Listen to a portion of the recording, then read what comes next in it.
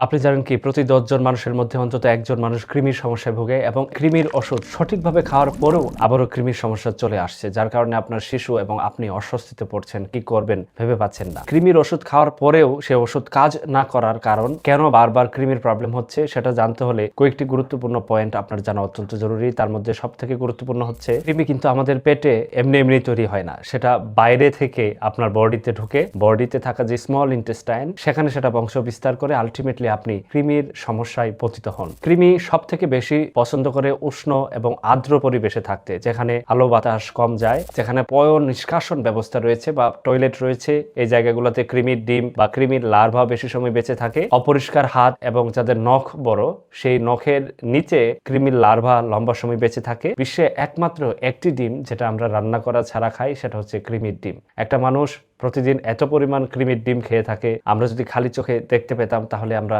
সবসময় আমাদের হাত পরিষ্কার রাখতাম, আমাদের পয় নিষ্কাশন ব্যবস্থাটা সবসময় মানুষ থেকে দূরে রাখতাম এবং আলটিমেটলি আমরা পর্যাপ্ত আলো বাতাস যাতে আমাদের ঘরে আসে সে ব্যবস্থা করতাম। 7 ধরনের কৃমি আছে যেটা আমাদেরকে সংক্রমিত করে, কিন্তু সব থেকে খারাপ এবং দুষ্ট কৃমি হচ্ছে পিন ওয়ার্ম, যেটা আমাদের মলদ্বারে এসে চুলকানির সৃষ্টি করে এবং আলটিমেটলি আমরা অস্বস্তিতে পড়ি। সব থেকে গুরুত্বপূর্ণ হচ্ছে আমরা যে কৃমির ওষুধ খাই, সেই কৃমির ওষুধ খাওয়ার আগে খুবই গুরুত্বপূর্ণ কিছু বিষয় জানা উচিত। সেটা হচ্ছে শুধুমাত্র আপনি একা কৃমির ওষুধ খেলে হবে না, পরিবারের সকলে একসাথে একই সময়ে কৃমির ওষুধ খেলে কৃমির সমস্যা থেকে মুক্তি পেতে পারেন। কারণ কৃমিটা যখন মলদ্বারে আসে, সে এসে ওই সময় ডিম দিয়ে থাকে এবং ওই সময় আমরা চুলকানির মতো অনুভব করি এবং সেই ডিম আমাদের বিছানার চাদরে লাগতে পারে অথবা আমাদের মলদ্বারের আশেপাশে থাকে। আমাদের চুলকানির ফলে সেই ডিম আমাদের নখে চলে আসে এবং ওইখান থেকে আমরা আমাদের পরিবারের আরেক মেম্বারকে ছড়িয়ে দেই সেই ডিম।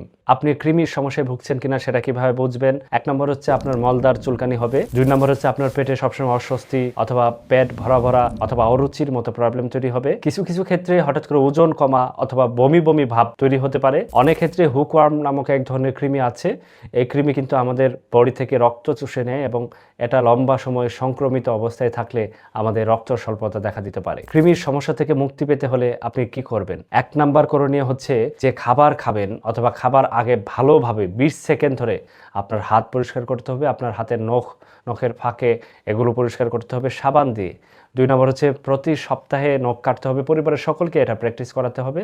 3 নম্বর হচ্ছে আপনি বাথরুমে যাবেন, অবশ্যই উঁচু জুতা পরে বাথরুমে যাবেন এবং বাথরুম থেকে এসে ভালোভাবে আপনার হাত পরিষ্কার করবেন।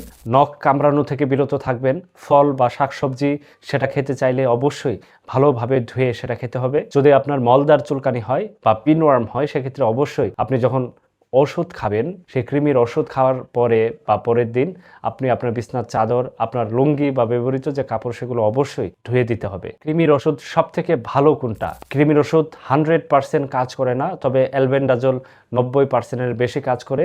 অ্যালবেন্ডাজোল সবাই খেতে পারে, তবে গর্ভবতী নারী এবং শিশু যাদের বয়স 1 বছরের নিচে তারা কৃমির ওষুধ খাবেন না। অ্যালবেন্ডাজোল খাবার নিয়ম হচ্ছে সিঙ্গেল ডোজ, মানে আজকে একটা ভরা পেটে চুষে খেতে হবে এবং 7 দিন পর আবারও একই নিয়মে খেতে হবে। শিশুদের জন্য সিরাপ কিনতে পাওয়া যায়, সেই সিরাপ একই নিয়মে আজকে খেলে 7 দিন পরে আবারও খেতে হবে। আমি আবারও বলছি, এটা শুধু আপনি বা যার কৃমির প্রবলেম হচ্ছে সে খেলে কিন্তু কাজ করবে না, পরিবারের সকলে একত্রে একই সাথে খেতে হবে। 2 নম্বর ওষুধ হচ্ছে মেবেন্ডাজোল, যেটা বাজারে বিভিন্ন নামে কিনতে পাওয়া যায়। দৈনিক 2 বার করে 3 দিন দিয়ে থাকি এবং 14 দিন পরে আবারও একই নিয়মে মেবেন্ডাজোল দিনে 2 বার করে 3 দিন খেতে বলি। এই ভিডিওতে থাকা যে তথ্যগুলো সেগুলোই হচ্ছে কৃমির সংক্রমণ দূর করার খুবই কার্যকরী এবং গুরুত্বপূর্ণ তথ্য। সুতরাং কৃমির সমস্যা থেকে মুক্তি পাক আপনি এবং আপনার পরিবার। সুস্থ থাকুন। আসসালামু আলাইকুম।